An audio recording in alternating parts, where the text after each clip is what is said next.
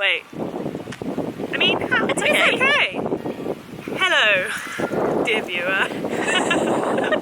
I'm here with a very special guest today. We're in Brisbane, Australia. Very sunny Brisbane. Very sunny. We're here for the Association of Internet Researchers Conference. Please, can you introduce yourself? I certainly can. My name is Sayraphim Lothian. I run an educational YouTube channel called Monster Thinks, and I have just applied to do my PhD on educational YouTube videos, as a matter of fact. Yes. Like less than a week ago. Less than a week ago. In an airport. In an airport. Yeah, it's very exciting. It's a big moment to actually send in that application. And I was running out of time to do it, so I was at the airport and I had to hotspot my phone to my laptop. Ooh. And then was doing it all and feeling very cyberpunk and 80s futuristic. I know, right? Especially when you're working on internet or digital technology. It all comes full circle. It seemed appropriate too, right? If only it had been dark and rainy, it would have been perfect. All my dreams come true. Well, I'm very glad that we've been umming and ahhing about whether we could find time to film this video, because it's all very busy when you're at a conference, but I'm glad that we did, because this is awesome. Also, we've been in touch for quite a while, I guess, on the Twitters and on the YouTube. Yes. Because, how did you find my first video? I found your first... my PhD advice video. Yeah, it was video. a PhD advice video, because I've been thinking about doing a PhD for a while, and I've been umming and ahhing about different subjects, and at one point I was fairly convinced I really wanted to do a PhD on pirate flags, because basically all I wanted to do was know if they were sewn or painted, because I work in craft and I really need to know that historical detail. Craftivism. Yes. But then I figured that probably wouldn't get me a job, so I sat on that for a while. Fair, yeah. But so when I was thinking about this EduTube PhD, I wanted to know a bit more about the PhD process, and although my husband did his over 7 years, I sort of wanted to know the starting process again. So I googled it. I went on YouTube to learn about it, and did you just search? What did you search? Advice PhD or something. Wow. Yeah, that's really good information, because I didn't actually realise that's how you found it, but it's nice to know that you didn't find it through Twitter, which is where I thought everyone was coming to my videos. No, it was an organic search on YouTube. And you found it useful, which is very nice. much so. Very in fact, nice. I watched your whole series. You had about 3 of them up there while doing the dishes, so that I could just hear it. And this is the PhD advice series. Yes, which I highly recommend if you're thinking about doing a PhD. I'm going to link all this stuff below. I'll link your channel, obviously. And your book. Oh, yes. On craftivism. Oh, because how nice is that? why not? But I guess the point of this video is it's really nice to... this is technically a chats with academics, but it's also a chats with YouTube experts. Ooh, which playlist are you going to put this one in? Probably chats with academics. Yeah, okay. Because I feel like that's what you're moving into. Yeah. And, and I've talked to other YouTube academics, but it's nice to meet someone else who creates videos who also is a YouTube scholar, because there aren't that many of us. Yeah. And that's actually why we're both here, because we were on a panel 2 days ago, which was about YouTube creator researchers, which was with us and Kelly, who is your hopeful upcoming supervisor. Yes, who has already been setting me homework for the last 6 months. Lucky you. I know, right? So I guess what would be really cool for this video, we're going to keep it short and sweet-ish, although to be fair it's already been at least 5 minutes. 4:08. Oh, well, there you go, 4 minutes. Could you tell me about your upcoming PhD project? So I'm really interested in educational YouTube videos, and I think I'm looking at stuff that's in the curriculum. So, science and humanities and arts and history and all that sort of thing. And you train teachers at the moment, right? I do, yes. So I am a trained teacher. I'm a trained primary school teacher, and at the moment I am a tutor for pre-service or undergraduate teachers. So they haven't been teachers yet, but they're learning how to do it through a Bachelor of Teaching. And so I train them in Indigenous history and culture. In Australia, you have to take a subject or a couple of subjects to be able to embed Indigenous history and culture into the curriculum, because it's really important that we recognise and acknowledge the Indigenous folk who live and work and have lived on this land, because it's stolen land that's never been ceded. So And this has been an ongoing theme of the conference because here, and I didn't know this, I mean, very naive, but didn't know that before a lot of talks, public talks, you what do you call it? Acknowledgement of country. And you did your first one.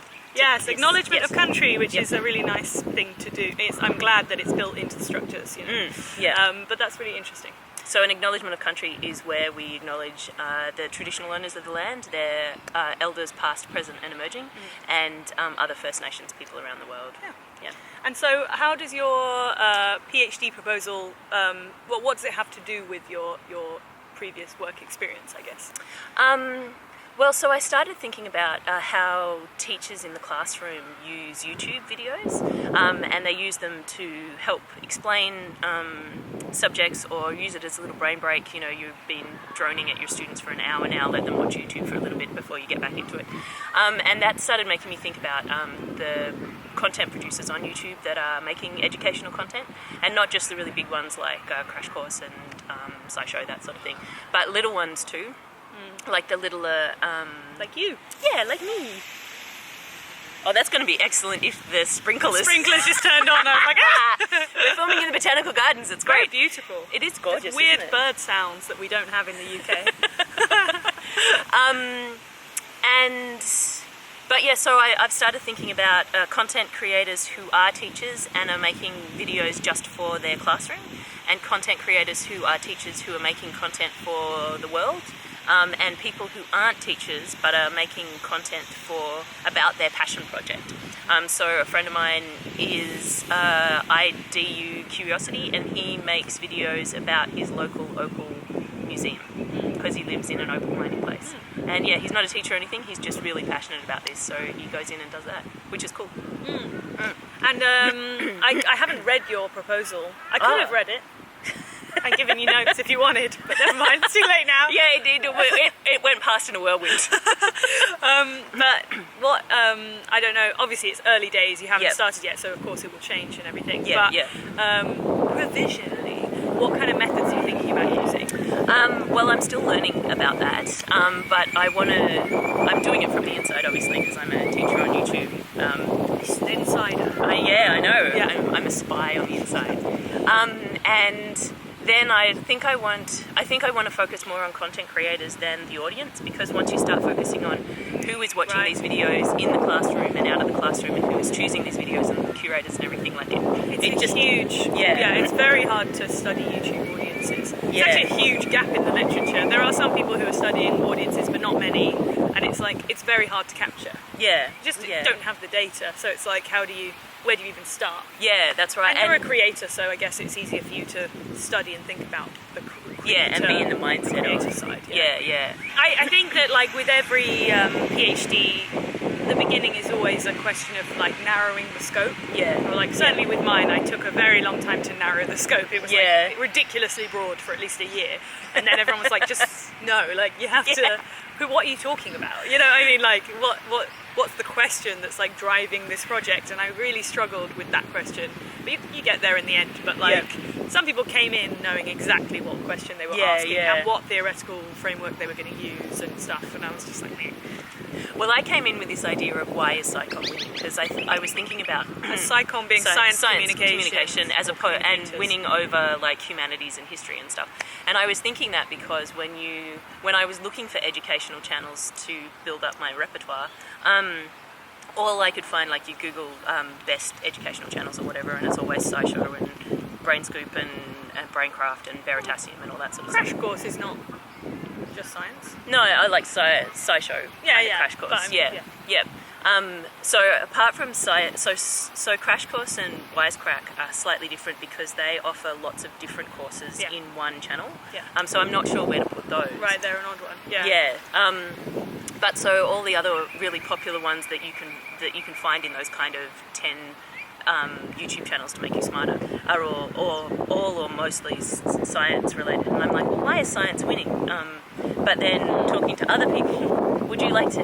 So we chatted about this on the panel, and Zoe said, well, it was interesting because I don't feel like SciComm is winning, but that's probably because my frame of reference for what is educational content might be different. Yeah. Like I'm certainly not as as I am not a teacher in a primary or secondary school, I'm not trained as a teacher in that context, I don't really think about the curriculum that much. So that's not really how I consume educational content. And so most of what I would consider to be educational content that I consume is like left tube, like ContraPoints, Philosophy Tube, or like Lindsay Ellis, you know, these kind of video essayists, I guess, or like film channels, you know, or Vox, or, you know, like all these kinds of popular, I don't know how you define them, but like popular education, I suppose, in a way that isn't really curriculum specific. Yeah. So I think that's a big question. Like what do I mean by educational what do you mean by educational content? And the answer could be that you are interested in content that dovetails with the curriculum. And that is a good way to narrow the scope, I suppose, because otherwise it's like everything could be educational. Yeah, that's right. Sense. And it hadn't occurred to me that I was only thinking about curriculum subjects until you said that. Yeah. And I'm like, oh yeah, because, you know, like ContraPoints will teach you about feminism and queer issues and trans issues, and that's all learning too. And I'm like, yeah, and it's maybe very I have to go back to the drawing board. it's well, it's not just educational in the broadest sense. It's also academic, if you know what I mean. Like she's coming. Probably the people more likely to watch her videos in an educational sense would be like university students, because she's dealing with a lot of those types of issues, and she's sort of aiming at it. Yeah. And like Philosophy Tube, you know, I interviewed him for my PhD, and he makes, you know, long form philosophy related videos, much like ContraPoints, and his initial like impetus for starting that channel, which he always says in his intro or whatever in his original video, was like, I did a philosophy degree, a lot of people can't afford to do a philosophy degree, so I want to give it to you for free. Oh, that's cool. And that was the basic starting point, even though he talks a lot about a lot of things that he didn't learn in his philosophy degree, because he talks about, like, you know, post-structuralist other things that at St Andrews you don't learn about. But, you know, so it's clearly educational in that respect, but it's not curriculum of a primary or secondary school. Yeah.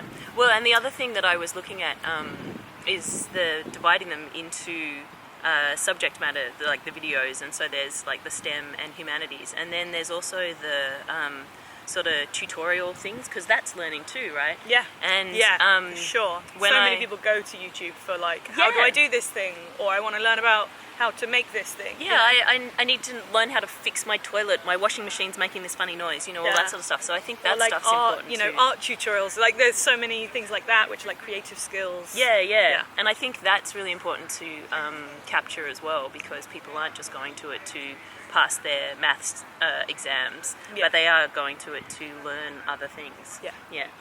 For sure. And I guess maybe I don't know, you'll see how it develops, but maybe the answer is that it might end up being some kind of question, a bit like the conversation that happened at that conference, which is to do with, like, why is it that the structure of knowledge and information is different in a YouTube context than it is in a kind of more traditional educational context? And like, what's happening there, I suppose, like what's happening to society in the way that people are choosing to absorb information. Yeah. Which is a bit of a broader question, I guess, than the specific tension between psychom and other subjects. Yeah. But then at the same time, like, people before YouTube and before the internet still went out to educate themselves, right?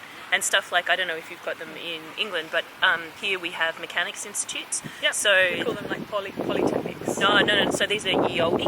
And so ye olde times like the 1900s, and basically the trade union set up these schools so that their trade union members could go and learn stuff in the evenings, and they were called mechanics institutes, and so they would have libraries that you could read stuff, and classes and all that sort of stuff. So people have always gone beyond their schooling to learn more stuff, and it's just YouTube is nice and easy to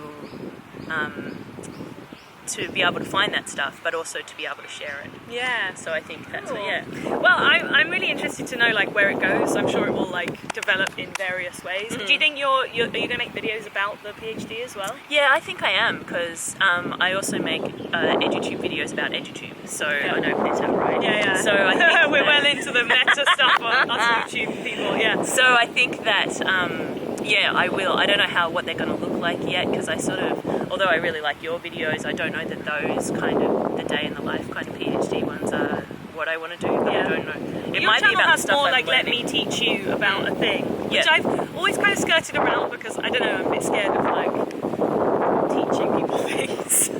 I guess. Why? I don't know. It's like You know stuff. need a Tell certain people. kind of authority, feeling of authority Yeah. for me to like talk about like theoretical concepts, for example, or you know, I don't know. I think that it would be cool. Maybe I will start to make that kind of content. Yeah. But it's cool. It makes sense if you're an EduTuber to make educational content, not Yeah, just content absolutely. about education. Yeah. You know what I mean? Yeah.